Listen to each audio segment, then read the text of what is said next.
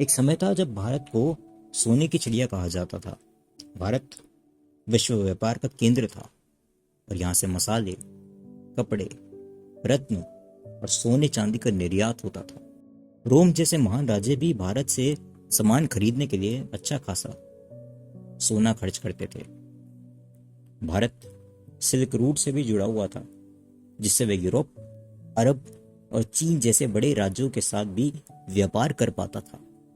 लेकिन फिर 1757 में अंग्रेजों का ऐसा ग्रहण लगा कि वे सोने की चिड़िया एक पिंजरे में कैद हो गई। अंग्रेजों के आते ही भारत की अर्थव्यवस्था कमजोर हो चुकी थी और अब भारत अंग्रेजों का गुलाम बन चुका था। लेकिन सवाल ये उठता है कि भारत जो एक समय पर दुनिया का सबसे समृद्ध देश हुआ करता था, वह अंग्रेजों का गुलाम कैसे बन गया? इस सवाल का जवाब आपको रामायण में मिल सकता है। कहते हैं कि लंका को रावण के अहंकार ने नहीं बल्कि विभीषण ने हराया। अगर विभीषण प्रभु श्री राम का साथ नहीं देते तो शायद रावण को मारना श्री राम के लिए असंभव हो जाता। ठीक उसी तरह भारत की भी कहानी कुछ ऐसी ही है। सन 1757 में प्लासी का युद्ध हुआ, जिसमें भारत ने एक ऐसे गद्दार पर भरोसा किया जिसने आखिरी वक्त में भारत का हाथ छोड़ अंग्रेजों का हाथ पकड़ा। दोस्तों, मैं बात कर रहा हूं बंगाल के नवाब सिराजुद्दौला के सेनापति मीर जाफर की, जिस पर नवाब को पूरा भरोसा था। लेकिन सिर्फ अपने स्वार्थ के लिए मीर जाफर ने सिराजुद्दौला को धोखा दे दिया और अंग्रेजों का साथ दिया। प्लासी का युद्ध भारतीय इतिहास के लिए टर्निंग पॉइंट था।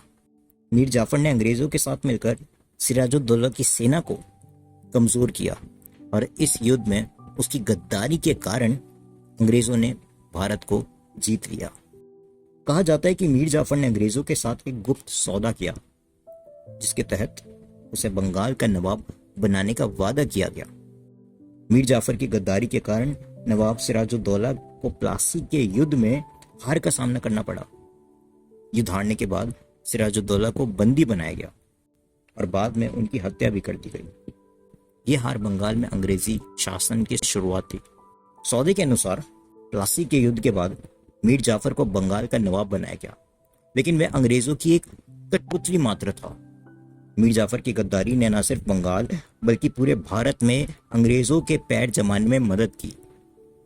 इस जीत के बाद अंग्रेजों ने धीरे धीरे पूरे देश पर कब्जा कर लिया। उनकी यह जीत भारत की गुलामी का पहला कदम थी। मीर जाफर का नाम आज भी भारत में विश्वघात का पर्याय है। आज भी किताबों में उसे देश का सबसे बड़ा गद्दार कहा जाता है।